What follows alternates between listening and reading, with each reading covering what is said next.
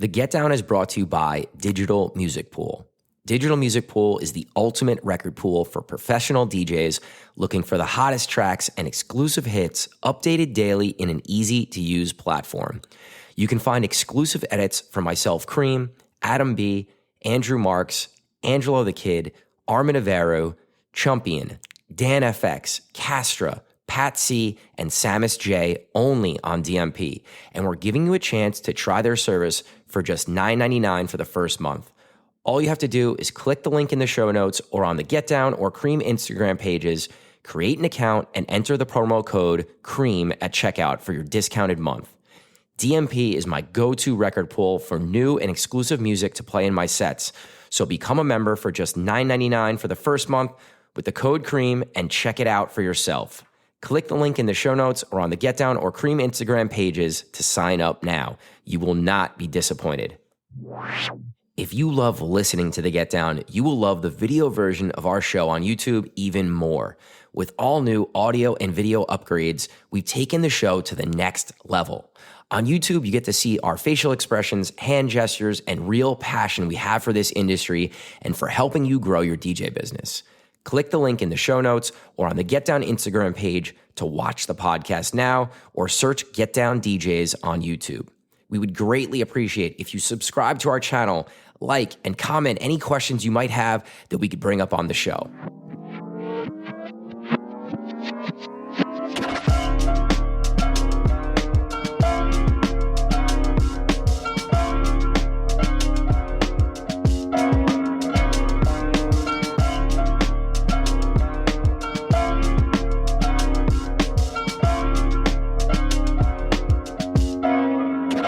All right, what's up, guys? Welcome to the 138th episode of The Get Down, brought to you by Digital Music Pool. My name's Cream. Gary W. here. What are you smiling at? Just, happy to be doing it again. Happy to be doing it again. We both hosted Thanksgiving. How was your Thanksgiving hosting duties? Quiet. Very, very quiet. So anybody who doesn't know, I come from a pretty large family. There's 5 siblings, and obviously my mom and dad grew up, with my grandparents under the same roof, and it was just 3 of us this year. It was me, my sister, and her boyfriend. So that was weird because my mom was up north. My dad got sick, so he stayed home. He didn't want to get anybody sick. And then Jackie didn't fly in till later, so she didn't get to the house 8 p.m. I guess it was 8:30, which was kind of funny because she's vegan. So we had we ate late. We played games early. Then we ate at 6 p.m., which anybody that knows any Italian family in North Jersey, you eat at 2 o'clock or 1 o'clock, whatever it might be. So we ate at 6 p.m., 6:30. We got done and then cooked a whole nother vegan Thanksgiving right after we got done. But we had so much fun doing it. And that was kind of the fun part of the night. We poured a bunch of wine and cooked together, everybody that was there. My buddy Dave was in too. I'm sorry. My buddy Dave was here as well. So we had a good time. It was fun. How was it by you? Yeah, we were pretty quiet too. Just immediate family. My girlfriend was working. Some of her family was sick. So it was just I was sick. I get sick every holiday. It's ridiculous. It's wild. I've been sick for 2 weeks, legit, blowing my nose, coughing, not feeling good, no energy. It's been terrible.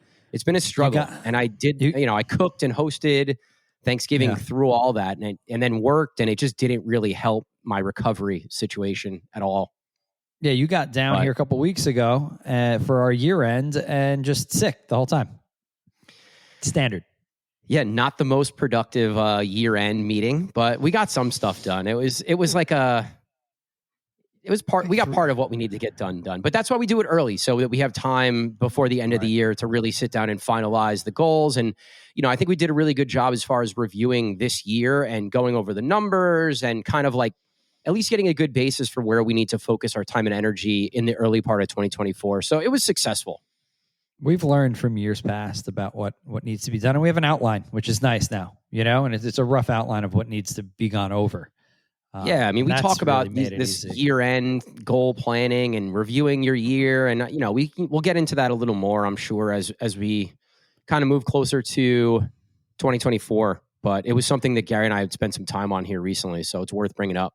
Something we'll talk about, but real quick to just put on other people's radar, if you do your year end, start to plan to do a 6 month too. I feel like that helped us tremendously because so much had changed from November to June. So it's something we'll talk about probably in like one of our normal year end wrap, what you should be thinking about for the next year. But yeah, start to maybe plan for a 6 month to review because things can change rapidly. Yeah. So the first thing I want to talk about was something that I went through recently here. We just had Chris Kinzel, one of the managing partners of Downtown Social, on the show. If you guys haven't checked out that episode, I think it was a unique perspective and a really, we got some good feedback on that one. So go check that one out, our last episode. But I was playing at Downtown Social and, started my set, and maybe 45 minutes in, Chris comes up to me and goes, yo, like the big owners are here. I'm like, what do you mean? He's like, the big owners, like they own everything. They're managing, they're partners in every business in Best Bars, which is like, I don't know, probably 10 or 12 venues at this point in multiple states. And they were hanging out with me the whole night next to the DJ booth. It was two guys and their wives. And it made me think, like, I was a little nervous. I was like, all right, well, I have to think about what I want to do in this situation and how I want to present what happens at these people's venue, on any given night. Chris introduced me as the owner of Get Down DJs, one of the guys that books all the DJs. So they knew that, we're involved with all the entertainment that comes into the building, which, put a little more pressure on me as well. But additionally, I'm going to add this in before you go forward. Additionally, we don't book the entertainment at all of the venues. Would we like to? Absolutely. So the pressure is a little more on because, you know what? We have 2 of the Best Bars venues, but we don't have the other 10. And, like any business owner, you want all of them. So you have additional pressure representing the brand and then also putting on a good performance in order to possibly bring the brand into other bars that they own. Yeah, and I want to kind of talk about this and frame it in a way that you guys who are listening as DJs, when the owner's not always going to be in the building. How do you act when the owner's in the building, right? How do you play the room if you do play it differently when the owner's in the building, or maybe the managing partner's there for the first time all month, or whatever the case may be? And I think it's important to put your best foot forward, right? I was really focused on presenting myself well on the microphone, making sure that we were interacting with the customers for sure. Chris did a really good job because we made sure that we were syncing up an intro and we had the lights going and we had all the poppers. We had other DJs in the DJ booth, and I was like, hey, this is the big owner. We need to be like extra on it tonight. They did really great. They were passing out like glow sticks, and it was a really cool thing. From a DJ perspective, I was definitely second guessing, like, should I hit this? Should I not hit this? And where I ended up was, if the wives have a good time, we're going to have a good night. Just like if the girls in the room are having a good time, we're generally going to have a good night. And that's how I approached the set. And a lot of the song decisions that I made, especially when we were hitting peak hour pretty hard, were very female focused. Like even like some older stuff, mixed in because they were, in their 50s or I don't know how old they were, but definitely in their 50s at least. So it was way different from a normal set in the fact that I wasn't just reacting. I was like really thinking about the journey that I wanted to go on. That's a hard situation to be put into without any heads up, right? But you're a pro and you'll adapt, and I'm sure you did the right thing. And it's kind of funny to hear that even Chris was trying to really be on it, right? Yeah. Chris, we just had him on and we say he does such a good job anyway. He doesn't really need to show out in any way. He just needs to just keep doing what he does. But the same thing for you, but then it's all right, well, how am I going to really cater to these people to make them know that okay, the place is having a good time, but you kind of want to butter them up in a way where they're having a good time as well. For sure. It's very difficult. That's not easy to do, especially when you have like that's a very 21 to 26-year-old forward place, and now you have these people that are possibly twice the median age of that place, and you're like, okay, well now I have to cater to a little bit of both, and not do it in a way where it's going to affect the night. It's hard, Right. I don't think they expected me to cater to them whatsoever. I think they were in town and they wanted to come experience what's been going on at Downtown Social. They were there on a great night. Like it was slammed from the moment I went on. So that worked out to our advantage for sure, because the big drops and the, 3, 2, 1 hands up and like all that stuff was working really, really well because it was such a busy night.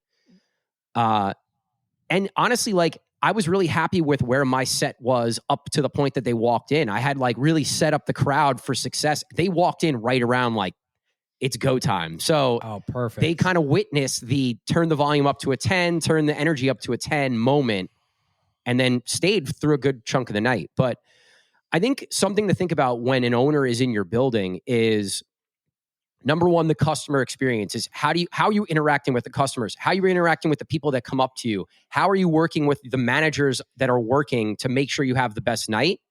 And then if there is a particular format that venue kind of likes to stick to, I think it's really important to stick to the format, right? The Downtown Social format is high energy, popular vocals with EDM. That's really what they do. Now, do I go play, Mo Bamba? Do I go hit some hip hop? Do I maybe hit a Bad Bunny? When I'm there normally, yes. Do I do as much of that when the owners are in the building? Probably not. Right. You play a little more to the vest. You play what your A set, right? You play what works in the room, and you're not going super out on a limb. But you don't want to play too safe. We've talked about this before, but I think there's also that important role of not playing it too safe and becoming boring, because that can happen too, where you're really, then you start to second guess kind of everything you're doing, and all of a sudden you're just kind of playing what winds up being boring. I did it a couple of years ago. I only played for this other entertainment group a handful of times, and I think because of the set, I played this like really safe set. Instead of just playing the room, I played what they told me they wanted to hear. And what happened was just a flop of a set, and probably the reason I didn't work for that group again after that, because it was boring. I walked out of the set going, holy shit, that was boring. That was and because I just played it too safe instead of being myself and playing what I thought would work in the room and what the people were reacting to. I think that's a really important thing, especially when you're working for somebody and you get a format and they tell you what the format is. Well, yeah, that's your loose format, but still play the room, still be a DJ, right? I think that's important in these situations too. Well, I think that goes for, you and I are passing along format and genres and what's expected of our DJs all the time. We're booking new DJs all the time. The formats, sometimes an owner wants to update the format, or it's changing a little bit, or whatever the case may be. And like you said, you want to kind of do what's asked of you, but you also, at the end of the day, just have to be a DJ. And sometimes I think we all fall into that range of, well, they told me this is what I need to play, so this is how I'm playing the set. Even if your eyes and your ears and your instincts are telling you what they told you isn't working right now, so I have to do something else to hook my crowd. Yeah. And then if you do go away from it a little bit and that really winds up working, well, just make sure you communicate that to the manager or whatever and be like, hey, I went here and this is what was working. So just a heads up, that's where we're at. I'll get out of it in 4 or 5 songs, and then we can, but I might revisit that again later, kind of a thing, But in your specific situation, that's different. Right. Like the owners, as long as the energy stays high in the room and customers are staying and they're not walking out, I don't really think it matters necessarily what you're playing, right? I think you do you. Right. To an extent, right? You want to kind of stay within the boundaries. Maybe you go out of the lines a few times and see how it works. And then you go back to doing what is expected, sort of. Yeah, because that owner, all he cares about at the end of the day is how much money is coming in that register. Now, You know? another situation that I just thought of. What if that owner is super hands-on and is like, well, do this and play. My this big spender wants this, where you're used to playing that room where the owner's never there and the management trusts you and you do your thing. How do you do that?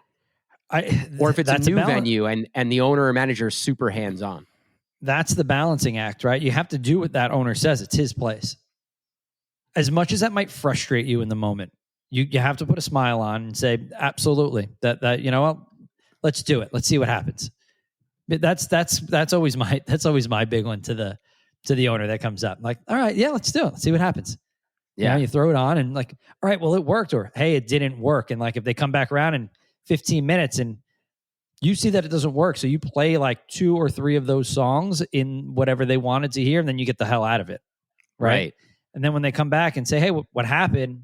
What happened in that Jackson 5 track I told you to play? Well, it didn't really work, and that genre is not really working right now here. Let's try this out, and then maybe we'll revisit it later on. I think that's the best way to speak to. You don't want to say, hey, that shit sucked. It was terrible. You know, there's a way to just communicate it where, you know what, it didn't work yet, but maybe it'll work later. Like, so let's revisit it later.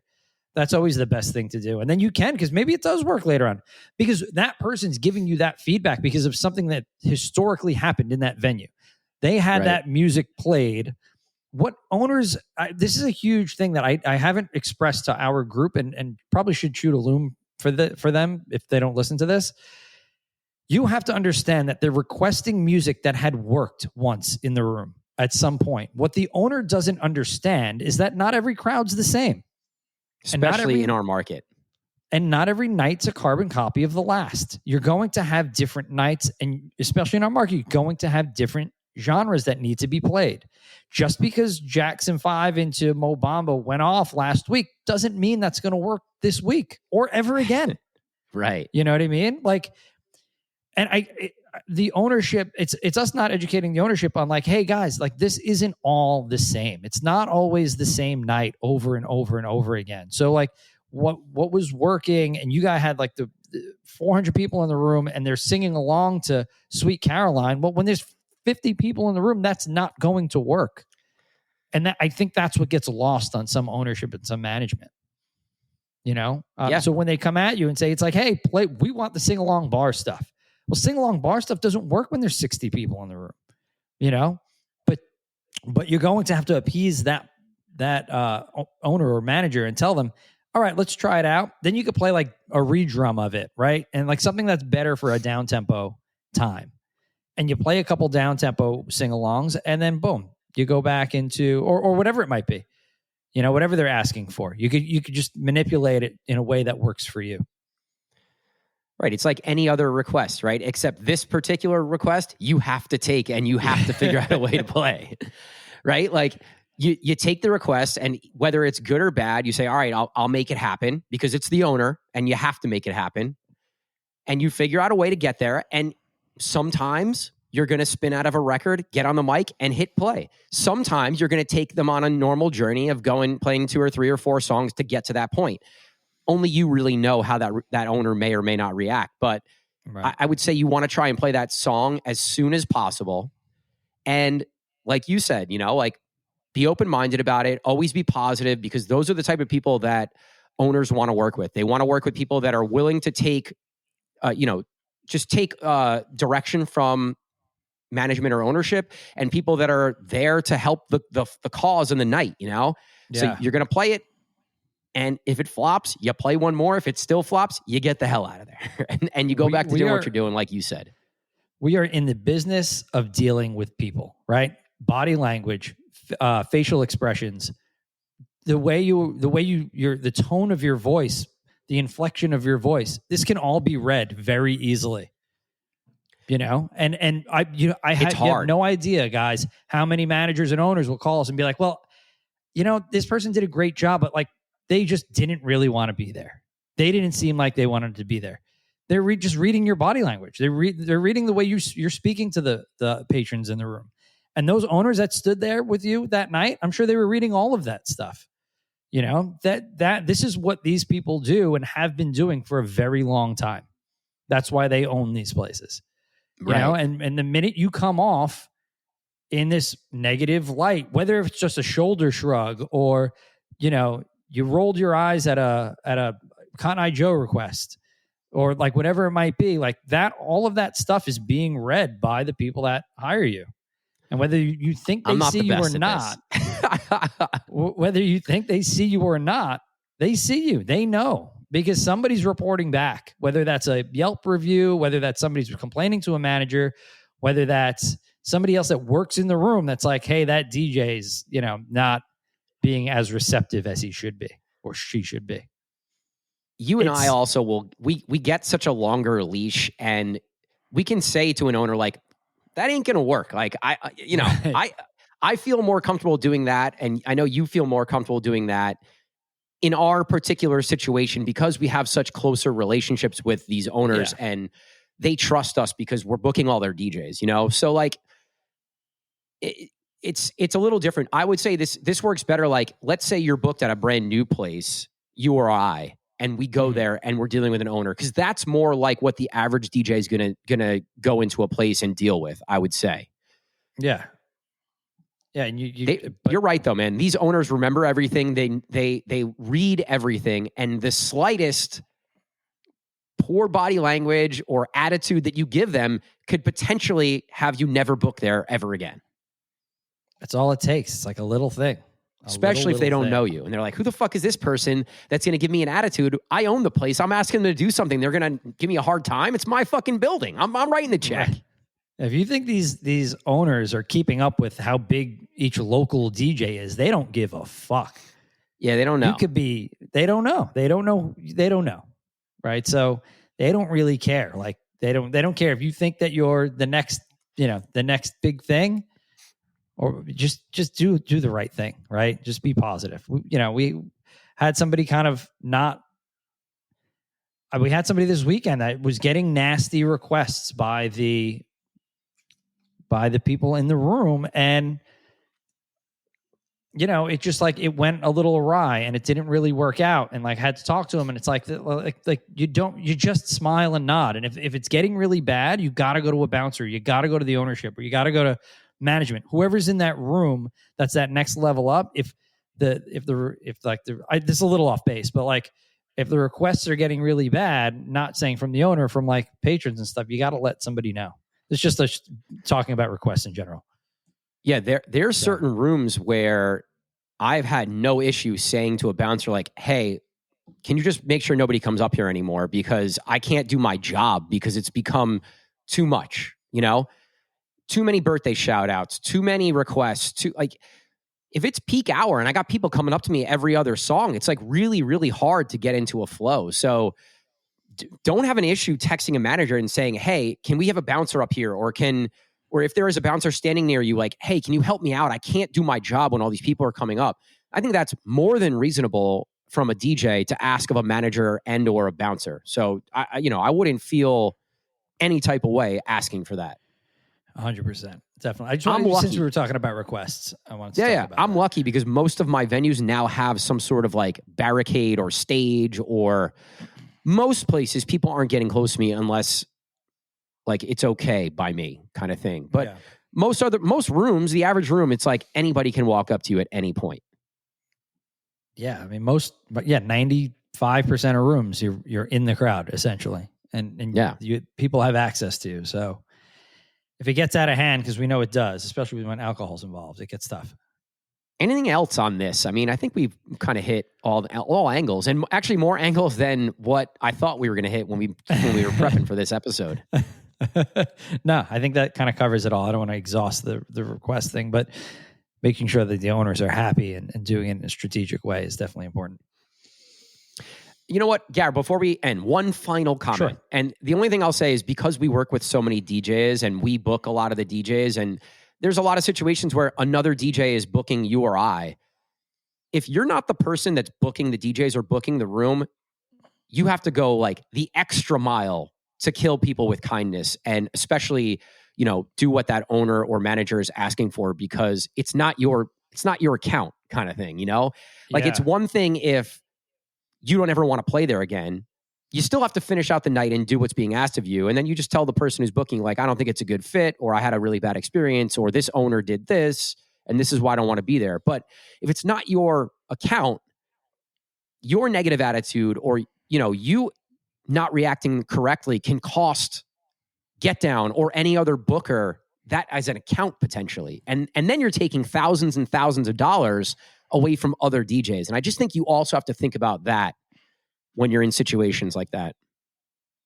Yeah. If you're being booked by somebody else and there's a group involved, that's for sure, because you have to think large scale. You have to think outside of just you as the person. And yeah, like you said, you could be unhappy that night, but it's just suck it up and be a pro and finish the night out, and then air your grievances out with the bookers or the management.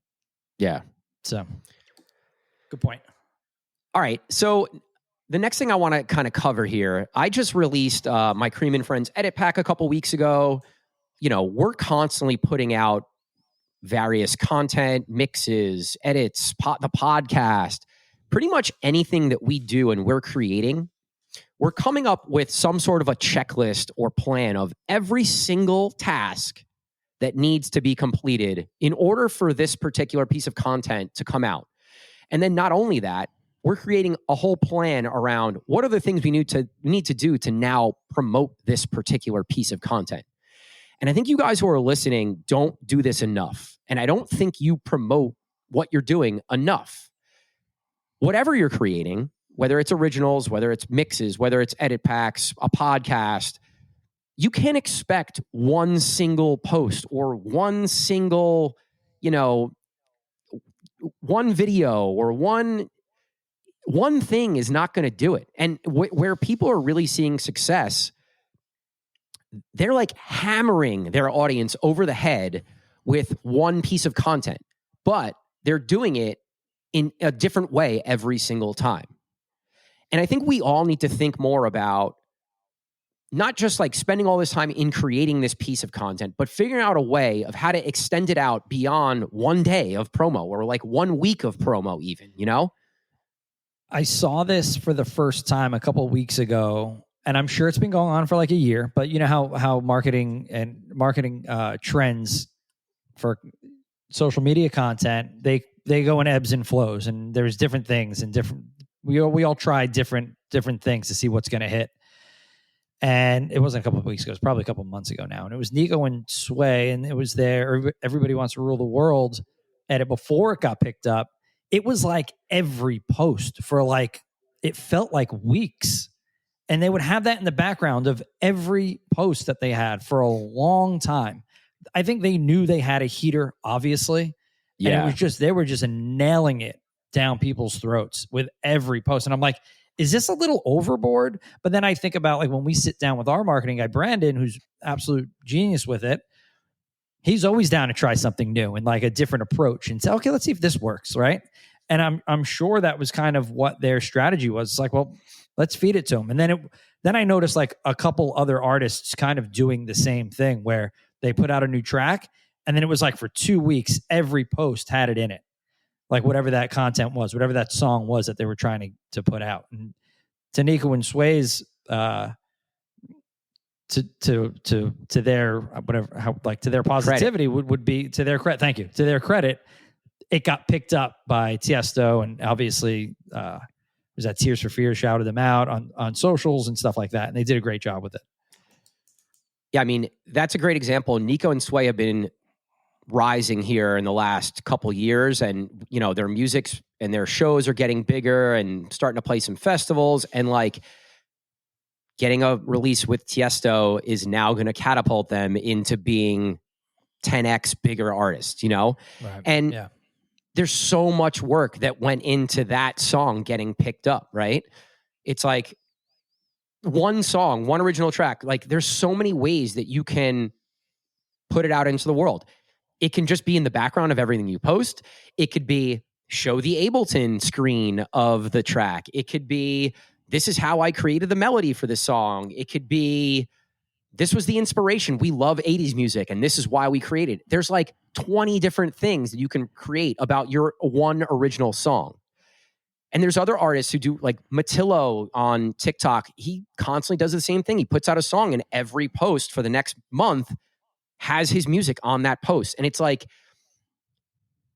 if you heard that song one time, you're probably unlikely going to ever seek out Matillo or download that song. If you hear it 20 times and it keeps coming up across your screen, you're way more likely to then want to go and download it or put it on your Spotify playlist or play it in a set. And I think this goes for anything that you're creating, right? It's really easy to talk about it as far as a song, but maybe it's an event that you're putting on, right? I'm not going to send one MailChimp email. I'm going to send one MailChimp email every week for 8 weeks leading up to the event, because you get 8 emails. Maybe you open and read one of them, and then, or maybe you open 2 of them, and then the second one you click RSVP. So like, we have to think about, it's not annoying, guys. It's just doing your due diligence on the things that you're creating and the things that you're promoting. It's not one and done. It's a long journey of making something happen. Talk about, well, we could touch on like conversion rates too. Like, what's your conversion rate on email sent? Like, you know, to your point, and all of that stuff. It takes sometimes a couple of times to see something and then be like, okay, I'm going to click into that. Whether that's an email, whether that's a text or a DM, like a mass DM or whatever it might be, whatever you're doing to reach people, you have to do it consistently and almost religiously several times a week, especially when you're putting out something brand new, whether that's a party, whether that's a song, whether that's a mix, whatever, whether it's a pack, no matter what it is. I think the pack is the best example, because that's the content that does the best for me always. You know, it's going to get the most clicks. It's going to get the most listens.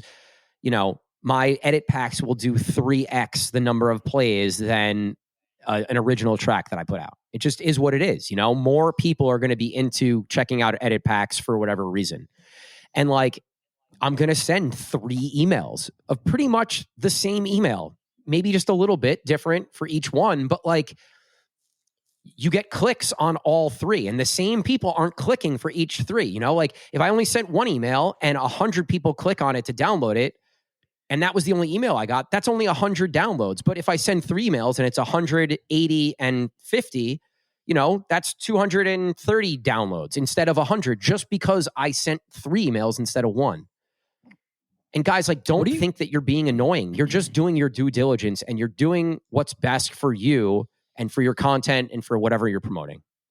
Just spitballing here. What do you think about like in an email, like in your title, highlighting like where you want the person to go check out the download pack or check out whatever it might be, like highlighting like Spotify or highlighting like SoundCloud, because it's like maybe that intrigues me to click into that. It's like, okay, like I've been messing around on my Spotify today. Like I'll click into that. Cream just sent me something that says, you know, check out my mix on Spotify or whatever it might be.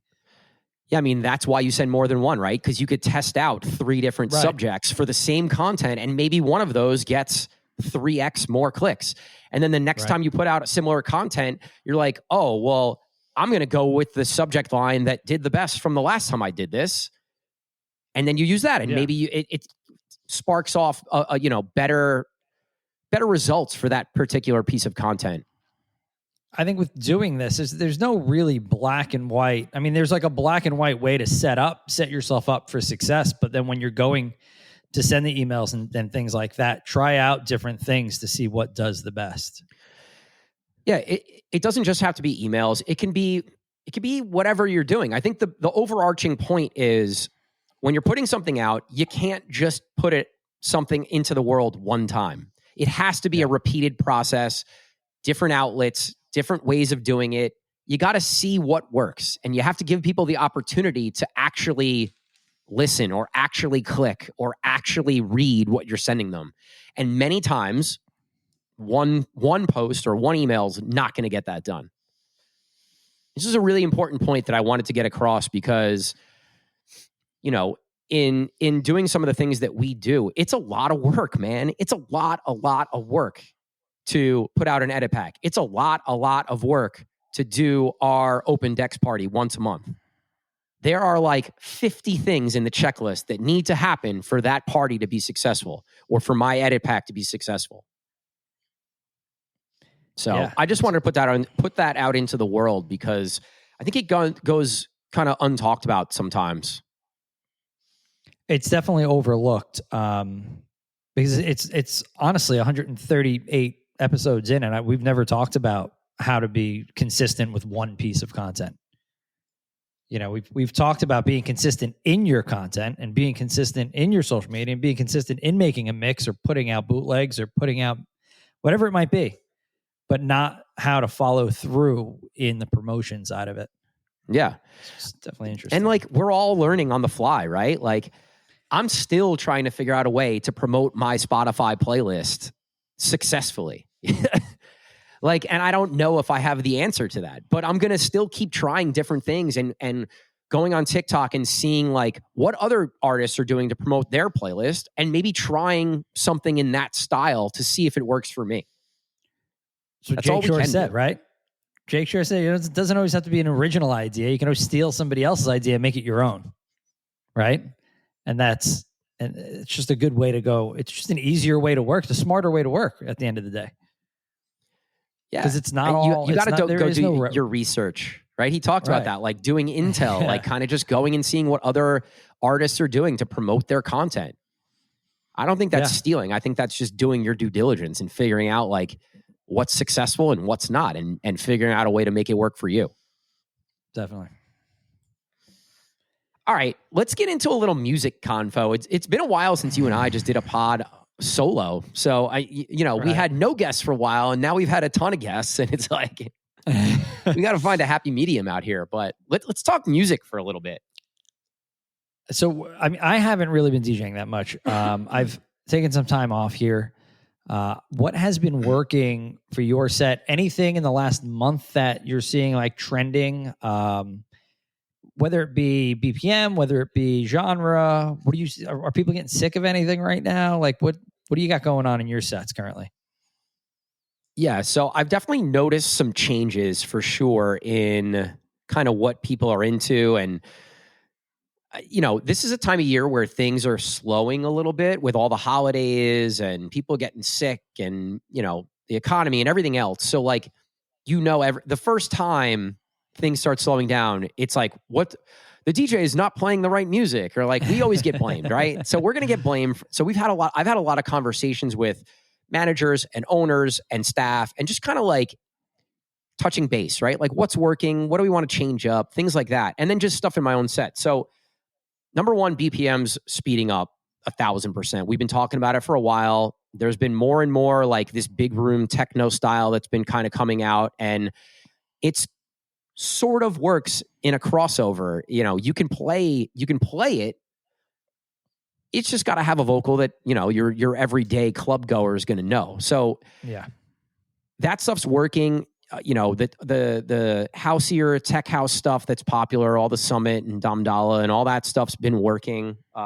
Even like Eli Brown stuff, which is a faster BPM, has been working in some of my more mainstream sets that I've been really trying to push that style because it is what's become really popular right now in the festival world and outside of the US. And I just think that we're a little behind on that particular trend.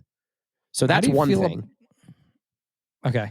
How do you feel about like pop music in general? Like is that fading? Are you getting away with like playing stuff that's non-pop, or do you still have to always have that kind of pop vocal that people know? I think what's pop is really different right now. Like what's pop isn't necessarily always new music. And I think this is a larger discussion, but like because of viral trending sounds and songs and stuff that's happening on TikTok, yes, there are new tracks that are going viral, and that like, I think it's really important of playing the stuff that's popular on TikTok, but in a club environment, right? I was saying to you offline, like that Takata track that's all over TikTok. Like I found a tech house version that I like that fits in my sets and it goes off. Yeah. The Makaba track has been going off in my sets. Like it just works. I think we as DJs have to take what's trending and make it into something that's club friendly. If you're making edits, go look at what's trending on TikTok and make those edits. That's what I would say. I think for a long time, a lot of this like 2000s pop vocal stuff over house music was really working. I'm sick of it. And if I'm sick of it, I know staff is sick of it. I know customers are sick of it. Yeah. And like, that's sort of been working for years. And it's like, I hope that it's kind of coming to an end because it's boring to me. Like the Black Eyed Peas and the, like all that stuff that's just getting hammered on the record pools and hammered on the dance floors. It's like, I think people are getting tired of it. We've been saying it for about a year now. That it's like it's the same. We've been saying this forever. This has been a repetitive thing that we've said since episode 1. It's the same vocals getting used over and over and over again on all of these mashups and all these record pools, and it becomes we all wind up playing the same vocals all the time, and that is boring, And that's why we say like try to find your sound and try to play a little differently and pepper in those tracks that you personally like. They might not be dance floor breakers, but they at least set you apart to be a little different. And you got to know when to do that too. You're not going to do that at peak hour. Right. You could do that a little bit at the end of the night, a little bit at the beginning of the night, and really set yourself apart in that way. So it's hard, man. It's hard when we're getting hit with a lot of the same. Everybody's playing kind of the same style of set. You're a little different because you have your sound, you have your bass house, kind of persona, and you can probably mix that in a little more to your mainstream sets when you come back home to play. Right. And then also creating my own edits allows me to be a little more unique than some other people too. And that's something that I've always done and has always helped me be successful. And that'll never change until the day I retire, that's going to always be part of me. And I think it's important for you guys that are making edits to play your edits and like make edits that you're going to use in your sets, because it sets you apart for sure. Are you actively like picking out vocals that are not being overused?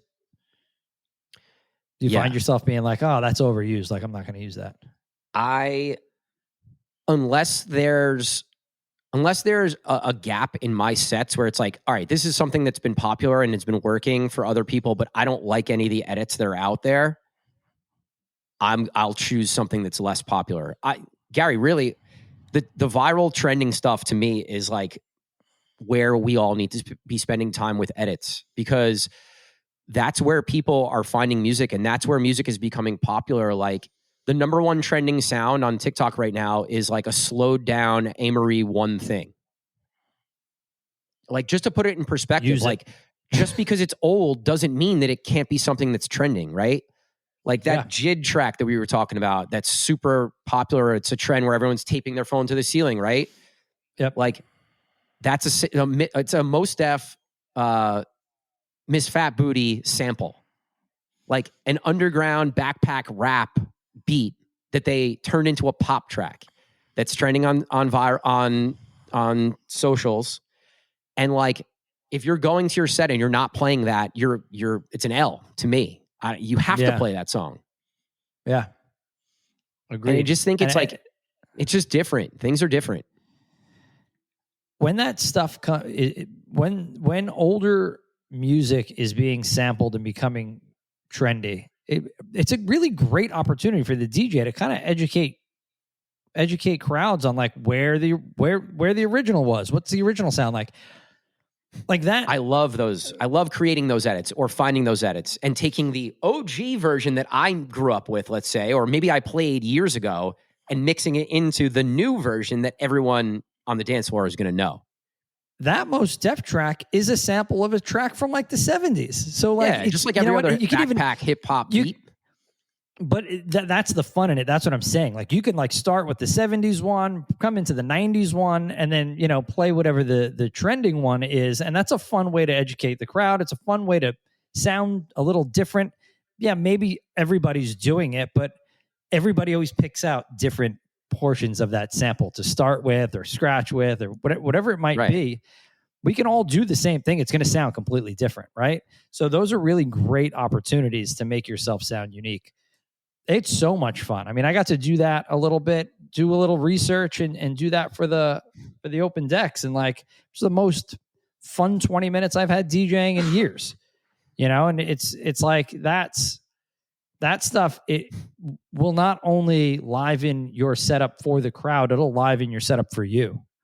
You know, it'll make you feel a little refreshed. I don't even know if we ever talked about our back-to-back set. I can't remember if we did or we didn't, but I think something that my advice to you is if that was something that you were really excited about and that style of DJing is something that got you excited, you know, maybe it's not the particular track selection that you had from that night, but like you need to figure out a way to do that in your current sets. Like for sure. Yeah. Maybe you should make the Miss Fat Booty transition edit or something. I just think or just it's do it fun live, right? That's what I mean. Like everybody should be doing this shit live. Like do it live. Like it always reminds me of what's his name. We're fucking doing it live. I forget the one news anchor had a viral moment. Anyway, but do it live. Like it's so much more fun to do it live, man. Like it's just I always growing up. Yeah, I could have recorded it and just played it, right? But what's the fun in that? What's the challenge in that? There's a fun in fucking up a little bit. You know, like during our event, like the fader was leaking and it didn't sound great, but like the thought process of what was trying to be done at least got across, you know? Yeah.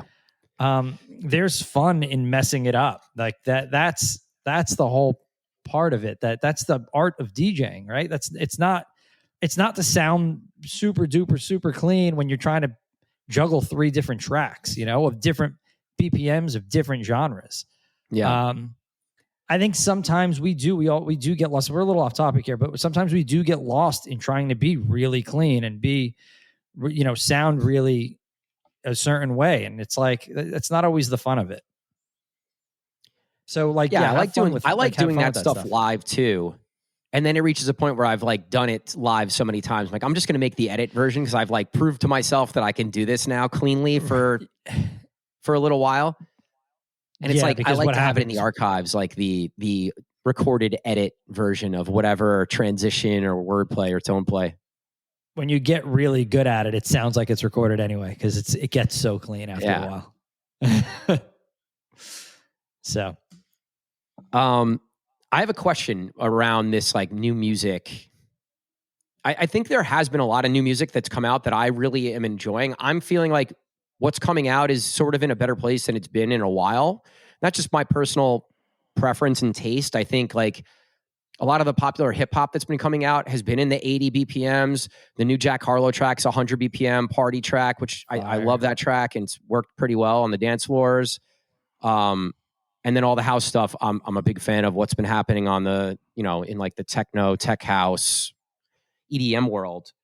But do you think artists and producers, when they're sitting down, do you think they're going in saying like, how do I make a viral hit? Or do you think they're just making the music that they want to make and then figuring out a way to promote it and, you know, get it out into the world and create this viral hit? I think or a combination of the two. I think it's the second part. I don't think people sit down and think, oh, well, how am I going to make a viral hit? Because like anything can go quote unquote viral, right? Right. It's like the weirdest thing can go viral. Like who would have thought that track that we were just talking about with the Mos Def sample, like do you think they sat there and were like, oh, this is going to go viral? Like it sounds the furthest thing from a viral track ever. What happens is with that I find with a lot of the viral stuff, and we all know this, and I'm going to state something and everybody's going to be like, duh, yeah, no shit, idiot. But it's just getting that little portion of that song. Like the rest of the song usually sucks. 95% of the time I go and download the song, I'm like, what the fuck? Like it was all just for that one little bit, but that's all you need, right? And I think it's how whoever's taking that little piece and getting it out there into the world, that's the genius in the whole situation, is that guy or that girl who can find that little thing, because that's not easy either. Like, okay, well, we're going to take this 4-second, not even sometimes, right?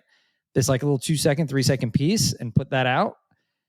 And like, that's how we're going to promote this track and try to make it viral. Like that's very, very difficult. Like, I don't think somebody's sitting down and they're like, okay, well, we're going to write this whole track and write the music and the lyrics. And it's just this little 4-second thing that's getting pulled out of it. Like, it's kind of hard to dictate or I would say from like a predict. major label situation, there are dollars and time and energy and marketing dollars going into, well, how do we get this track trending, right? Whether that's Spotify trending, whether that's a dance that's created around it and then promoting it in the music video, whether it's reaching out to TikTok influencers and getting the song in their hands early to try and do something that creates a viral moment, right? I think that's sort of where the industry is thinking about making a viral record. But I think you're right when it comes to the artists and how they're sitting down and creating. I would hope, and I would tend to think, based on how I sit down and make music, it's that producers are making songs and artists are making songs that they think are dope, and then that hopefully will translate to the masses in some way. Whenever you sit down and you try to make a hit, quote unquote, it doesn't work. I don't feel, and you could feel like you have something, but like sometimes it falls flat, right? Yeah. And then sometimes you create you can create a mashup or a record and put it out, and like you're like, well, that wasn't my best effort, and that's the thing that goes off. You just don't know. It's like content. It's like when we put out reels for this podcast. It's like that was okay. Like Brendan always does a great job cutting the reels and finding the content, but like it's like, all right, well, you just put it out. Well, I think this guest is gonna go. That's gonna go viral. That's gonna be amazing, and then it doesn't, and that's me and you like talking about like Beyonce or some shit. And like that's the thing that goes off. Like. So you just don't know. This day and age, you just don't know. Yeah. You just got to keep putting it out. Just keep doing it. Keep putting it out. That's it. Yeah. Yeah. I mean, to go back to stuff that I've created generally, now there's some times where I'll create something like, this is good and DJs are going to love this. And I know it's going to get a lot of downloads, like an edit or something, right? But then there's other times where I'll send DMP my 2 or 3 edits for the week. And like the one that I was like, I don't even really like this one, but I did it and I'm going to send it to him. Like, that's the one that goes number 1 for the month, like it's weird sometimes where you don't know what the general population is going to like and what they're not going to like. And just because you like something doesn't mean that everyone else isn't going to hate it or everyone else isn't going to love it more than you. It's really hard to dictate now. It's really hard to predict now because we are all consuming so many different genres, so many different types of music, and moods are just completely all over the place. There's no, like when Michael Jackson Thriller came out, like that was a banger because you know what, everybody was listening to the same 50 records at the time. Now we have such a broad scope of what to consume musically. It's hard to put a hand on the pulse of what is working right now, what everybody wants to hear, because everybody's hearing different things. Yeah, like so much stuff, so much content's coming out, so much music is coming out. It makes it hard, right? It makes it hard to sort through all the crap to find the gems. Makes it hard as DJs to figure out, like, is it new music that's going to work? Is it old music that's going to work? It's like it's a different era for us as curators and DJs, where we're not necessarily curating brand new music all the time. We're curating what's popular in the moment, and right now it's not always the new stuff, and many times it's the old stuff that's either been reused, resampled, changed in some way. So it's a tough time for us as DJs to be those curators when everyone has access to so much so quickly, so easily. Find what fits your style. Find what fits your brand. Find what fits what you like to play. And I think that's the best way to go about it. And the more, we talked about this a lot with Jake, but the more that you're yourself during your DJ performance, the better off you're going to be. The happier you're going to be too. You're going to stand out more, and people are going to remember you more if you play. You have to give people a piece of what you're into and what you like to create. Because if you're just chasing what everyone else likes, you're just kind of going with the crowd here. You're not doing anything new. You're not introducing people to new sounds and music and styles. Yeah, you get lost in the crowd is what happens, because there's a billion DJs out there. Set yourself apart. What do we say to all our DJs every time? It's like, good feedback from owners and managers and venues is the fastest way to grow with us. And I think the only way you're going to do that is to stand out from everyone else, right? Doing something different, doing something better than other people. Yeah. Yep. All right, cool. I think this is a good place to stop. Yeah, definitely.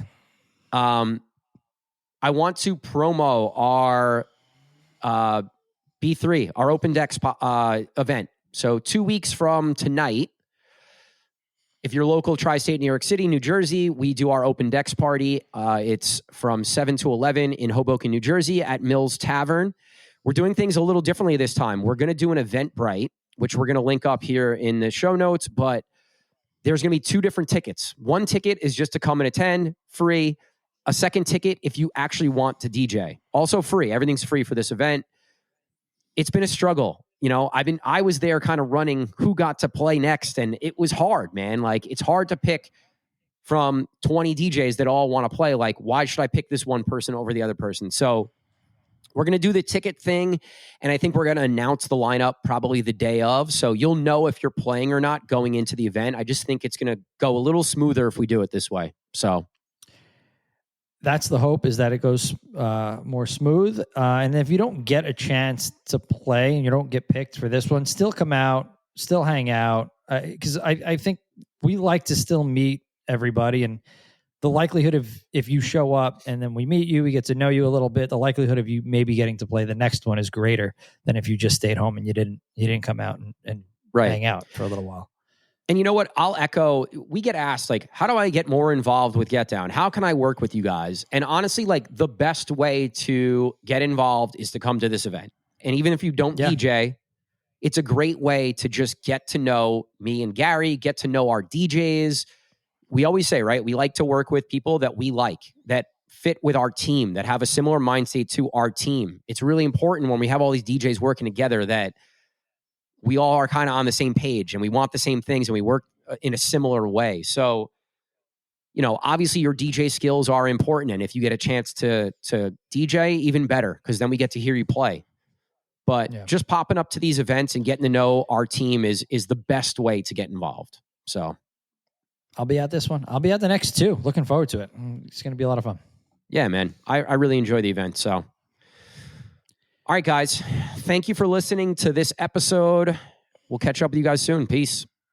Peace, guys. Thanks for listening to the Get Down podcast. If you enjoy our show and find the topics entertaining or helpful in any way, we would greatly appreciate if you could subscribe, rate, and review our podcast wherever you listen to it. We want to help more DJs, and subscribing, rating, and reviewing the show is the best way for us to do that. We appreciate all the love so far. Thanks for listening, guys.